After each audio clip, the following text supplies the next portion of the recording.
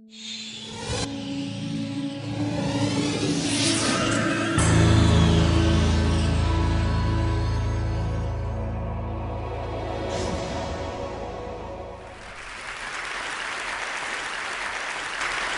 I'm going to talk about work, specifically why people can't seem to get work done at work, which is a problem we all kind of have. But let's sort of start at the beginning. So we have companies and nonprofits and charities and all these groups that have employees or volunteers of some sort. And they expect these people who work for them to do great work. I would hope, at least good work. Let's hopefully, at least it's good work. Hopefully great work. And so what they typically do is they decide that all these people need to come together in one place to do that work. So a company or a charity or an organization of any kind, they typically, unless you're working in Africa, if you're really lucky to do that, but most people have to go to an office every day. And so these companies, they build offices. They go out and they buy a building, or they rent a building, or they lease some space, and they fill this space with stuff. They fill it with tables or desks, chairs, computer equipment, software, internet access, maybe a fridge, maybe a few other things. And they expect their employees or their volunteers to come to that location every day to do great work. It seems like it's perfectly reasonable to ask that. However, if you actually talk to people and even question yourself, and you ask yourself, where do you really want to go when you really need to get something done? You'll find out that people don't say what businesses think they would say. If you ask people the question, where do you really need to go when you need to get something done, you typically get three different kinds of answers. One is kind of a place or a location or a room. Another one is a moving object. And a third is a time. So here's some examples. When I ask people, and I've been asking people this question for about 10 years, I ask them, where do you go when you really need to get something done? I'll hear things like the porch, the deck, the kitchen. I'll hear things like an extra room in the house, the basement, the coffee shop, the library. And then you'll hear things like the train, a plane, a car, so the commute. And then you'll hear people say, well, it doesn't really matter where I am as long as it's really early in the morning or really late at night or on the weekends. You almost never hear someone say the office. But businesses are spending all this money on this place called the office, and they're making people go to it all the time, yet people don't do work in the office. What is that about? Like, why is that? Why is that happening? And what you find out is if you dig a little bit deeper, you find out that people, this is what happens. People go to work, and they're basically trading in their workday for a series of work moments. That's what happens at the office. You don't have a work day anymore. You have work moments. It's like the front door of the office is like a Cuisinart. And you walk in, and your day is shredded to bits. Because you have 15 minutes here, and 30 minutes there, and then something else happens, and you're pulled off your work, and you got to do something else, and you have 20 minutes, then it's lunch. Then you have something else to do. And you got 15 minutes, and someone pulls you aside and asks you this question, and before you know it, it's 5 p.m., right? And you look back on your day, and you realize that you didn't get anything done, right? I mean, we've all been through this. We've probably been through it. We probably went through it yesterday, or the day before, or the day before that. You look back on your day, and you're like, I got nothing done today. I was at work. I sat at my desk. I used my expensive computer. I used the software they told me to use. I went to these meetings I was asked to go to. I did these conference calls. I did all this stuff, but I didn't actually do anything. I just did tasks. I didn't actually get meaningful work done. And what you find is that, especially with creative people, designers, programmers, writers, engineers, thinkers, that people really need long stretches of uninterrupted time to get something done. You cannot ask somebody to be creative in 15 minutes and really think about a problem. You might have a quick idea, but to be in deep thought about a problem and really consider a problem carefully, you need long stretches of uninterrupted time. And even though the workday is typically 8 hours, how many people here have ever had 8 hours to themselves at the office? How about 7 hours? 6? 5? 4? When's the last time you had 3 hours to yourself at the office? 2 hours? 1, maybe? Very, very few people actually have long stretches of uninterrupted time at an office. And this is why people choose to do work at home, or they might go to the office, but they might go to the office really early in the day. or late at night when no one's around, or they stick around after everyone's left, or they go in on the weekends, or they get work done on the plane, or they get work done in the car or in the train because there are no distractions. Now, there are different kinds of distractions, but there aren't the really bad kind of distractions, which I'll talk about in just a minute. And this sort of whole phenomenon of having like short bursts of time to get things done reminds me of another thing that doesn't work when you're interrupted, and that is sleep. I think that sleep and work are very closely related. And it's not just that you can work while you're sleeping and you can sleep while you're working. That's not really what I mean. I'm talking specifically about the fact that sleep and work are phase-based or stage-based events. So sleep is about sleep phases or stages. Some people call them different things. There's 5 of them. And in order to get to the really deep ones, the really meaningful ones, you have to go through the early ones. And if you're interrupted while you're going through the early ones, so if someone bumps you in bed or there's a sound or whatever happens, you don't just pick up where you left off. If you're interrupted and woken up, you have to start again. So you have to go back a few phases and start again. And what ends up happening, sometimes you might have days like this where you wake up at 8 in the morning or 7 in the morning or whenever you get up and you're like, man, I didn't really sleep very well. I did the sleep thing, I went to bed, I laid down, but I didn't really sleep. Because sleep is not, people say you go to sleep, but you really don't go to sleep. You go towards sleep. It just takes a while. You got to go through these phases and stuff. And if you're interrupted, you don't sleep well. So how do we expect, does anyone here expect someone to sleep well if they're interrupted all night? I don't think anyone would say yes. Why do we expect people to work well if they're being interrupted all day at the office?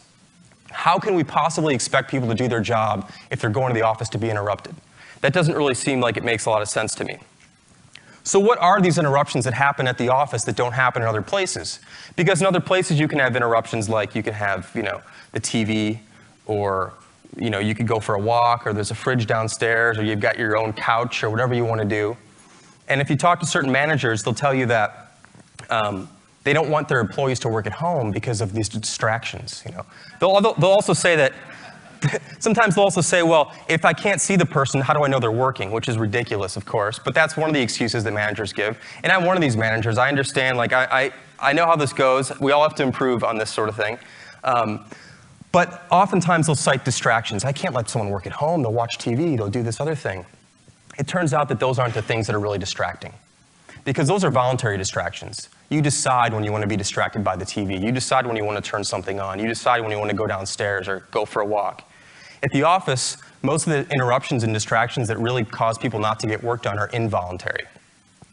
So let's go through a couple of those. Now, managers and bosses will often have you think that the real distractions at work are things like Facebook and Twitter and YouTube and other websites. And in fact, they'll go so far as to actually ban these sites at work. Some of you may work at places where you can't get to these certain sites. I mean, is this China? What the hell is going on here?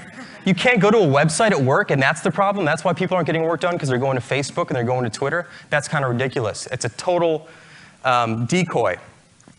And, today's Facebook and Twitter and YouTube, these things are just modern-day smoke breaks. No one cared about letting people take a smoke break for 15 minutes 10 years ago. So why does everyone care about someone going to Facebook here and there, or Twitter here and there, or YouTube here and there? Those aren't the real problems in the office. The real problems are what I like to call the M&Ms, the managers and the meetings. Those are the real problems in the modern office today. And this is why things don't get done at work. It's because of the M&Ms. Now, what's interesting is if you listen to all the places that people talk about doing work, like at home or in the car or on a plane or late at night or early in the morning, you don't find managers in meetings. You find a lot of other distractions, but you don't find managers in meetings. So these are the things that you don't find elsewhere, but you do find at the office. And managers are basically people whose job it is to interrupt people. That's pretty much what managers are for. They're for interrupting people. They don't really do the work, so they have to make sure everyone else is doing the work, which is an interruption. And we have a lot of managers in the world now, and there's a lot of people in the world now, and there's a lot of interruptions in the world now because of these managers. They have to check in, hey, how's it going? Show me what's up, this sort of thing. And they keep interrupting you at the wrong time. While you're trying to actually do something that they're paying you to do, they tend to interrupt you. That's kind of bad. But what's even worse is the thing that managers do most of all, which is call meetings. And meetings are just toxic, terrible, poisonous things during the day at work. We all know this to be true. And you would never see a spontaneous meeting called by employees. It doesn't work that way. It's like the manager calls the meeting, so the employees can all come together. And it's an incredibly disruptive thing to do to people, is to say, hey, look, we're going to bring 10 people together right now and have a meeting. I don't care what you're doing. Just you got to stop doing what you're doing so you can have this meeting. I mean, what are the chances that all 10 people are ready to stop? What if they're thinking about something important? What if they're doing important work?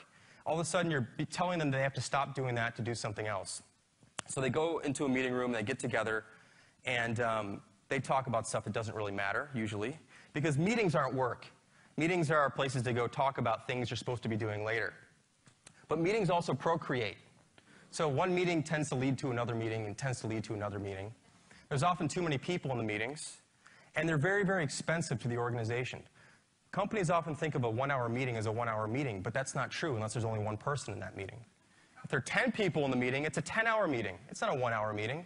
It's 10 hours of productivity taken from the rest of the organization to have this one 1-hour meeting, which probably should have been handled by 2 or 3 people talking for a few minutes. But instead, there's a long scheduled meeting because meetings are scheduled the way software works, which is in like increments of 15 minutes or 30 minutes or an hour. You don't schedule an 8-hour meeting with Outlook.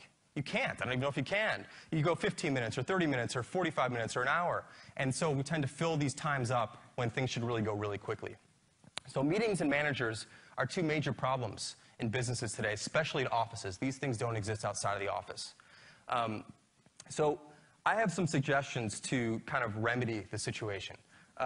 What can managers do, enlightened managers hopefully, what can they do to make the office a better place for people to work? So it's not the last resort, but it's the first resort. It's that people start to say, when I really want to get stuff done, I go to the office.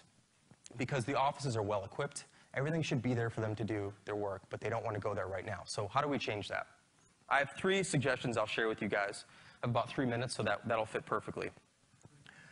We've all heard of the casual Friday thing. I don't know if people still do that, but how about no talk Thursdays?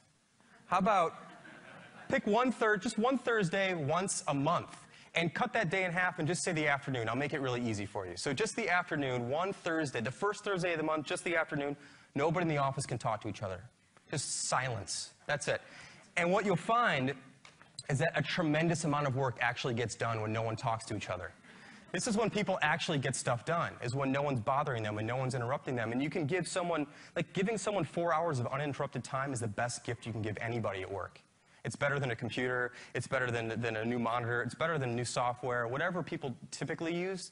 Giving them 4 hours of quiet time at the office is going to be incredibly valuable. And if you try that, I think you'll find that you agree. And maybe, hopefully, you can do it more often. So maybe it's every other week or every week, once a week. Afternoons, no one can talk to each other. That's something that you'll find will really, really work. Another thing you can try is switching from active communication and collaboration, which is like face-to-face stuff, tapping people on the shoulder, saying hi to them, having meetings, and replace that with more passive models of communication, using things like email and instant messaging or collaboration products, things like that. Now, some people might say email is really distracting, and IM is really distracting, and these other things are really distracting, but they're distracting at a time of your own choice and your own choosing. You can quit the email app. You can't quit your boss. You can quit IM. You can't hide your manager, right? You can put these things away, and then you can be interrupted on your own schedule, at your own time, when you're available, when you're ready to go again, because work, like sleep, happens in phases. So you're going to be kind of going up and doing some work, and then you're going to come down from that work, and then maybe it's time to check that email or check that IM. And there are very, very few things that are that urgent that need to happen and need to be answered right this second. So if you're a manager, start encouraging people to use more things like IM and email and other things that someone else can put away and they can get back to you on their own schedule. And the last suggestion I have is that if you do have a meeting coming up, if you have the power, just cancel it. Just cancel that next meeting. Today's Friday, so Monday, usually people have meetings on Monday, just don't have it. Now, I don't mean like move it. I mean just erase it from memory, it's gone, and you'll find out that everything will be just fine.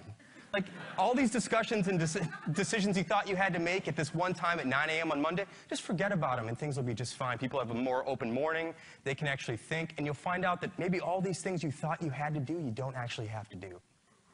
So those are just 3 quick suggestions I wanted to give you guys to think about this. And I hope that some of these ideas were at least provocative enough for managers and bosses and business owners and organizers and people who are in charge of other people to think about laying off a little bit and giving people some more time to get some work done. And I think it'll all pay off in the end. So thanks for listening.